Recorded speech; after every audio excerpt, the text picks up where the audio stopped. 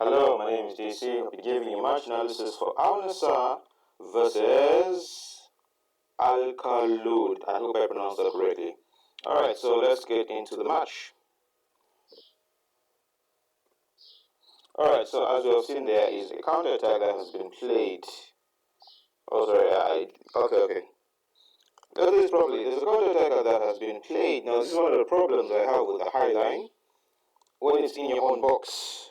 Because when if the high line is in your own box, the attacker could even be ahead of you, and the attacker could be behind you, and just as long as he stays right before this line, you'll still be onside. Because as you can see from when he receives the ball, he is the deepest player of the Nassr team. Everyone else is here. So he plays this man offside, but maybe we'll see a different angle from the replay. But as for now, let's continue it as the attacking player moves forward.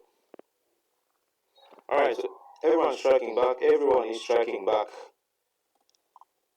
And the fact that is, okay, in this situation, I think maybe they could be quick enough, but then again, some of those situations, if it's a person like Kyle Walker, you'd expect him, but yeah, just look at all this open space this man has to run into inside the box, and he's unmarked. Let me play that again. Look at that. He dummies the defender and he scores. But now, here's one thing. Alright, let's focus on the man here. Let's focus on him, right? He is the one nearest to the goal. Now watch as the striker strikes. He is jogging. Now look at this.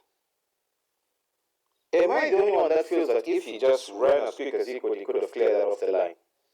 I don't know if it's just me, but I feel like he could have cleared that off the line. Alright, so, yeah, this is exactly what I want to show you people. Alright, so, this is another problem. Okay, so the ball, yeah.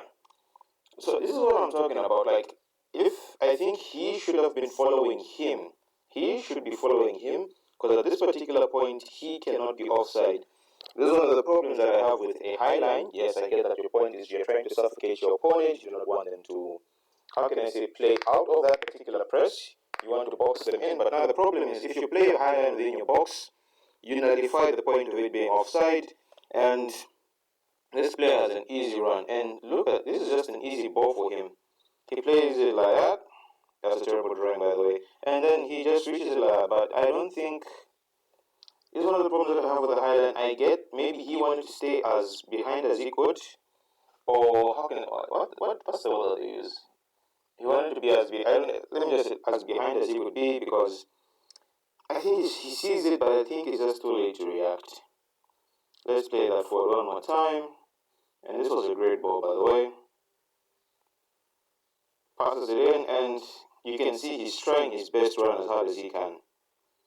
But yeah, I just feel we could have done something. Anyway, that's happened. Cross into our box, and look at that. Everyone is here. No one is paying attention to the player that has made a run in behind. He is okay, because at this point he is trying to be there in case there is a deflection and the ball runs here. He could either block a shot if it lands to him, or he could kick it out of bounds. But the fact that he is unmarked, and then almost all the bodies are here, no one's even giving a shout that there's a man unmarked, worrying. But as the ball comes through, he receives it, and that's a good header. And Laporte has been in really good goal-scoring form for Nassr lately. He's been in really good goal-scoring form. Look at that header. Alright, so another attacking situation. He makes so he is close to him, I don't mind that, but the flick is inevitable. It reminds me of that Bruno Fernandes flick to Rasmus Højlund.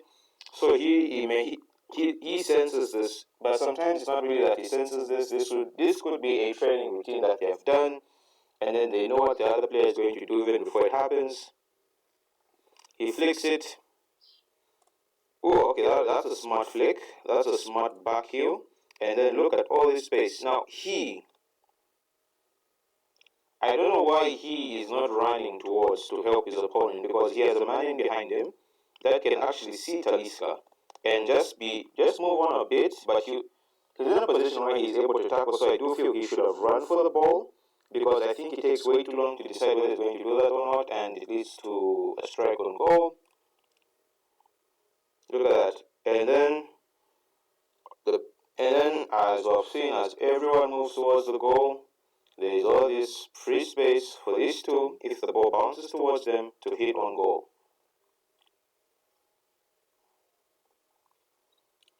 He hits it into the keeper saves it, but there's nothing they could do about the rebound. Great strike from Talisca. Alright, so that's a good flick. He watches for too long, he should have immediately gone to cut down the angle. Instead, he leaves it open, and that's a good goal. Alright, I like how this player here drags in all these takes up about 3 players because they're all focusing on him. He passes it to his teammate. Now this is one thing that surprises me, because you've seen the man here. Let's just play it back and then I show you something. Alright, so as the ball gets played into him, he is in an okay position. But now look at what he does. He takes a few steps to the left, which opens up the angle for the player to shoot. Because if he didn't move, he would have been in a position to block, because he gambled. He thought the player was going to cut in and run this side, but he did not. So he left the space open for him to shoot, and that's a good goal. He's trying to play, I don't know if he's trying to go offside, but yeah, that's suspect. And this run here just confuses people a little bit, but this, come on. Those few steps he took to the left, if he just stayed still, he could have been in a better position to block the shot. I mean, Laporte doesn't even try to stick his leg out. He just lets that go in. Alright, so now here is another confusing part. Look at this. Look at that. You would say the player got cooked, right? But now here's one thing I just want to point out in that particular move. Alright, so he is marking him, right? And he is marking supposedly him, even though his back is behind him, so he can't see what he's doing behind. He's trying to cut out the passing lane, right? But I think what he should have done instead was help his teammate. Because look at this. Because he's seeing everything.